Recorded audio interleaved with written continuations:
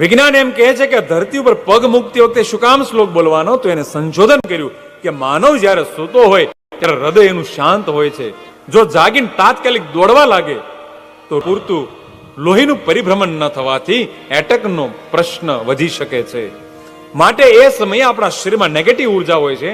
ખાટલામાં કે બેડ ઉપર જાગી પૃથ્વીને તમે વંદન કરશો એટલે શરીરમાં રહેલી નેગેટિવ ઉર્જા ધરતીમાં સ્વીકારી લેશે, એટલે નેગેટિવ ઉર્જા જમીનમાં જતી રહેશે.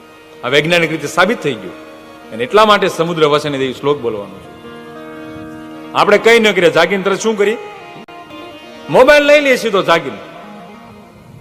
કેટલા વોટ્સઅપ આવ્યા, કોણે કેવા સ્ટેટસ મૂક્યા. તો આ મોબાઈલને તો સાંજે સૂતી સમયે અને જાગતી સમયે એક બાજુ મૂકી દેવો જોઈએ, પણ કોઈ મૂકતા નથી, ઓશિકાની બાજુમાં મૂકી દેશે.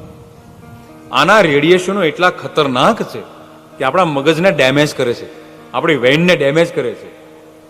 માટે એક બાજુ મૂકી અને સૂતા સમયે તો શાંતિ રાખીએ. પણ અત્યારે આ વિજ્ઞાનના ટેકનોલોજીના સમયમાં 5% એવા માણસો હશે કે સૂતા સમયે મોબાઈલ જોયો નહીં હોય. બાકી છેલ્લે મોબાઈલ જોઈને સૂઈએ આપણે, અને જાગીએ તો એ મોબાઈલ જોઈને જાગીએ. તો આપણે પ્રયાસ કરીએ બધા